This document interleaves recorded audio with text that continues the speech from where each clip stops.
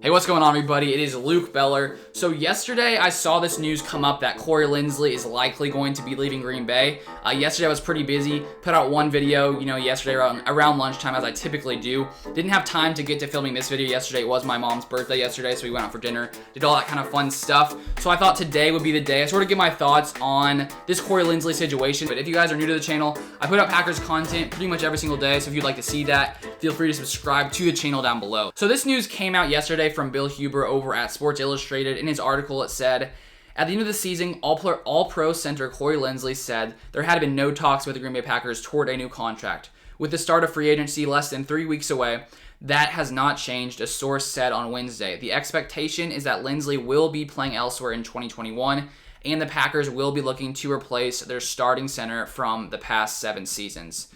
So looking at our salary cap space sort of before this news came out, I was thinking it was going to be tough to sign Corey Linsley, and I didn't necessarily think we would come in and keep him around. With the news too now that the Packers have still not been in contact with Corey Linsley about his future, it does seem like he's likely going to end up leaving Green Bay. But I think when you take a look at the past couple seasons, or the way the Packers have built up, drafted some offensive linemen, I think the Packers will be okay with Corey Linsley gone. Of course, Corey Linsley is one of the best centers in football, and it'll definitely hurt to see him go. But we have lots of depth, and so it sort of gives me some hope, surrounding the fact that Corey Linsley will likely be leaving Green Bay. First off, we have Elgton Jenkins, drafted in 2019. We've sort of seen his ability to move around the entire, offensive line from tackle to guard to center. He can pretty much do it all. So with him being gone, there's a potential that maybe he could come in and be the center. There's a potential maybe Lucas Patrick could come in and be a center. And also, if we take a look back at last year's draft, in the 6th round, we drafted 3 offensive linemen.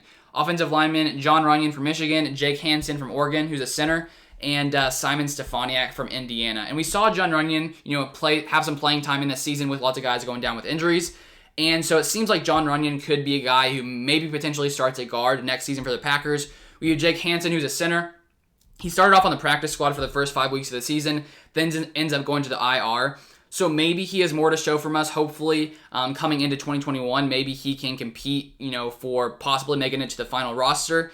He was signed to a futures contract at the end of January, so maybe he could, show something to this Packers team. And then we have Simon Stefaniak, who was dealing with an injury just because at the end of his college career, he went down with some kind of, pretty serious knee injury. He wasn't cleared until early December for the Packers, and he practiced with the Packers for about a month from December to the beginning of January, and he'll be coming back as well. And so there are some other guys who maybe we haven't seen as much of, but that could potentially, grow and develop and potentially make it onto this Packers roster. So with Corey Linsley being gone, I think there are lots of potential solutions. The thing is, though, when we take a look at the fact that, Rick Wagner is now gone as well, I think it's definitely important for the Packers to address, maybe bringing in another tackle. We have Billy Turner, who's been good, but with David Bakhtiari being down, expected to miss, maybe the beginning of next season, we'll definitely need to find some other talent at the tackle position. Maybe we come in the draft, the first couple rounds, and draft a tackle. Maybe we find some cheap guy in free agency. So there's lots of possible solutions with Corey Linsley being gone, but he is going to be a loss to this Packers team considering 2020, he was graded as the #1 tackle according to PFF. And so with him being gone, he's likely to make like $10 to $12 million. So it makes sense that the Packers probably couldn't pay him that kind of money. If we take a look at the top 10 centers in the NFL, their average is about $10 to $12 million. And so with him being graded as one of the highest, maybe he comes in and gets the highest salary for centers.